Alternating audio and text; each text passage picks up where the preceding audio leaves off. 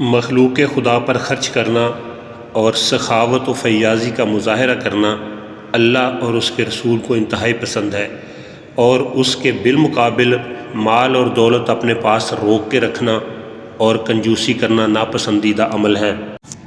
قرآن پاک میں اللہ تعالیٰ نے ارشاد فرمایا، ان لوگوں کی مثال جو اللہ کی راہ میں مال خرچ کرتے ہیں ایسی ہے کہ جیسے ایک دانہ جو 7 بالیں اگائے، ہر بال میں 100 دانے، اور اللہ تعالیٰ جس کے واسطے چاہے بڑھاتا ہے، اور اللہ تعالیٰ بڑی وسعت جاننے والا ہے۔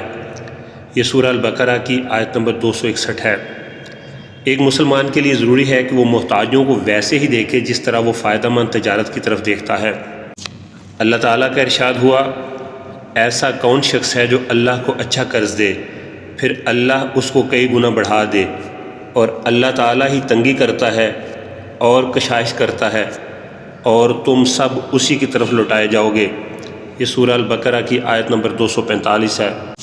ایک اور مقام پر ارشاد ہوا، جو لوگ اپنے مال اللہ کی راہ میں رات اور دن چھپا کر اور ظاہر خرچ کرتے ہیں تو ان کے لیے اپنے رب کے ہاں ثواب ہے، ان پر نہ کوئی ڈر ہے اور نہ وہ غمگین ہوں گے۔ یہ سورہ البقرہ کی آیت نمبر 274 ہے۔ لوگوں کی حاجات پوری کرنا، ان کی مدد کرنا، مشکل وقت میں ان کے کام آنا، یہ بہت عظیم عمل ہے، اتنا بڑا عمل کہ یہ سخاوت مسلمانوں کے لیے قیامت کے دن گھنے سائے کی مانند ہوگی۔ حضرت عقبہ بن عامر رضی اللہ تعالیٰ عنہ کہتے ہیں، میں نے رسول اللہ صلی اللہ علیہ وآلہ وسلم کو یہ فرماتے ہوئے سنا، قیامت کے دن ہر شخص اپنے صدقہ کے سائے میں ہوگا یہاں تک کہ فیصلہ کیا جائے گا۔ یہ مسند احمد کی حدیث نمبر 17371 ہے۔ حضرت ابو ہریرہ رضی اللہ تعالیٰ عنہ سے روایت ہے، رسول اللہ صلی اللہ علیہ وآلہ وسلم نے ارشاد فرمایا، سخی اللہ کے قریب بھی ہے اور جنت کے قریب بھی ہے، تمام لوگوں کے قریب ہے، جہنم سے دور ہے، اور بخیل اللہ سے دور ہے، جنت سے دور ہے، تمام لوگوں سے بھی دور ہے، جہنم کے قریب ہے، اور جاہل سخی عابد بخیل سے زیادہ اللہ کو پیارا ہے۔ یہ جامعہ ترمذی کی حدیث نمبر 1961 ہے۔ حضرت ابو ہریرہ رضی اللہ تعالیٰ عنہ سے روایت ہے، نبی پاک صلی اللہ علیہ وآلہ وسلم نے ارشاد فرمایا، سخاوت جنت میں ایک درخت ہے، جو شخص دنیا میں سخی ہوگا وہ اس درخت کی ایک شاخ کو پکڑے گا تو وہ شاخ اس کو نہیں چھوڑے گی یہاں تک کہ اس کو جنت میں داخل کر دے گی، اور بخیلی جہنم میں ایک درخت ہے، تو جو شخص دنیا میں بخیل ہوگا وہ اس درخت کی ایک شاخ پکڑے گا تو وہ شاخ اس کو نہیں چھوڑے گی یہاں تک کہ اس کو دوزخ میں ڈال دے۔ یہ شعب الایمان للبیہقی کی حدیث نمبر 10377 ہے۔ حضرت ابوبکر صدیق رضی اللہ تعالیٰ عنہ اس حدیث کے راوی ہیں۔ رسول اللہ صلی اللہ علیہ وآلہ وسلم نے ارشاد فرمایا، جنت میں کمینی خصلت والا اور کنجوس اور احسان جتانے والا نہیں داخل ہوگا۔ یہ جامعہ ترمذی کی حدیث نمبر 1963 ہے۔ اللہ تعالیٰ کی ذات کے بعد سب سے زیادہ اور بے لوث اور بے لالچ عطا کرنے والی ذات حضور صلی اللہ علیہ وآلہ وسلم کی ہے۔ اللہ کے رسول صلی اللہ علیہ وآلہ وسلم ہر وقت لوگوں کی حاجتیں پوری کرنے کے لیے کمر بستہ رہتے تھے۔ رسول اللہ صلی اللہ علیہ وآلہ وسلم نے لوگوں کی حاجتیں پوری کرنے کے متعلق ارشاد فرمایا، اللہ تعالیٰ کے ہاں سب سے زیادہ پسندیدہ اعمال یہ ہیں کہ مسلمان کا اپنے بھائی کو خوش کرنا، اس سے کوئی تکلیف دور کرنا، اس کا قرض چکانا اور اسے کھانا کھلانا۔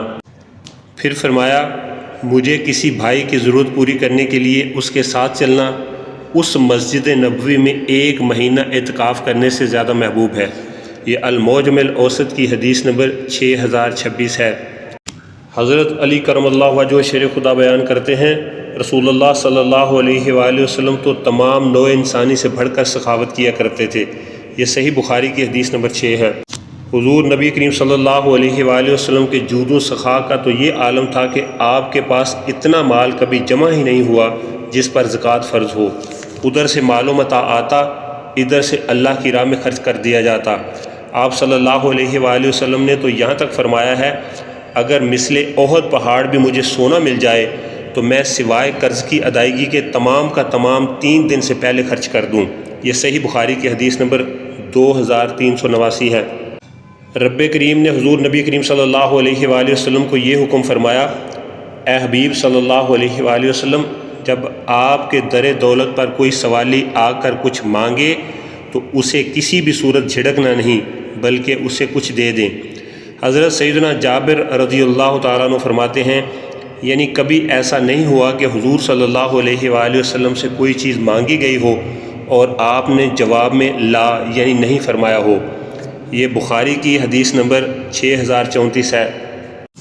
یعنی حضور اقدس صلی اللہ علیہ وآلہ وسلم سے دنیا کے مال میں سے کچھ طلب کیا گیا تو کبھی یہ نہیں فرمایا کہ میں نہیں دوں گا۔ دینا منظور ہوتا تو عطا فرما دیتے، نہ دینا منظور ہوتا تو خاموش رہتے اور رخ انور پھیر لیتے۔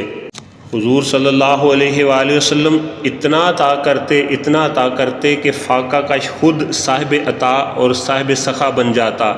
حضرت انس رضی اللہ تعالیٰ عنہ بیان کرتے ہیں، رسول اللہ صلی اللہ علیہ وآلہ وسلم سے اسلام لانے پر جو بھی چیز طلب کی جاتی آپ صلی اللہ علیہ وآلہ وسلم وہ عطا فرما دیتے۔ ایک شخص نے رسول اللہ صلی اللہ علیہ وآلہ وسلم سے خیرات مانگی تو آپ نے 2 پہاڑوں کے درمیان جتنی بکریاں آتی تھیں اسے عطا فرما دی۔ جب وہ شخص واپس اپنی قوم میں گیا تو انہیں پکار کر کہنے لگا، لوگوں اسلام قبول کر لو، بے شک محمد اتنا دیتے ہیں کہ کبھی بھی فاقہ کا خوف نہیں رہتا۔ یہ صحیح مسلم کی حدیث نمبر 2312 ہے۔ غزوہ حنین میں صفوان آپ کی خدمت میں آتا ہے اور آپ سے سوال کرتا ہے۔ آپ صلی اللہ علیہ وآلہ وسلم نے صفوان کو 100 اونٹ دیے، پھر 100 اونٹ دیے اور پھر 100 اونٹ دیے۔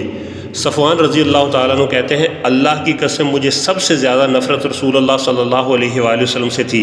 رسول اللہ صلی اللہ علیہ وآلہ وسلم نے مجھے اتنا دیا یہاں تک کہ آپ مجھے تمام انسانوں کی نسبت زیادہ محبوب ہو گئے۔ اور یہ صحیح مسلم کی حدیث نمبر 2313 ہے۔ کبھی تو ایسا بھی ہوا کہ اپنے بدن مبارک پر پہنا ہوا کپڑا بھی عطا فرما دیا، جیسا کہ حضرت سہل بن سعد رضی اللہ تعالیٰ عنہ بیان کرتے ہیں کہ ایک عورت ایک چادر لے کر آئی۔ اس نے عرض کیا، یا رسول اللہ، یہ میں نے اپنے ہاتھ سے بنی ہے، میں آپ کے پہننے کے لیے لائی ہوں۔ آپ کو ضرورت تھی اس لیے آپ نے وہ چادر لے لی۔ پھر آپ ہماری طرف نکلے اور اسی چادر کو بطور تہمت باندھے ہوئے تھے۔ ایک صحابی نے دیکھ کر عرض کی، کیا اچھی چادر ہے، یہ مجھے پہنا دیجیے۔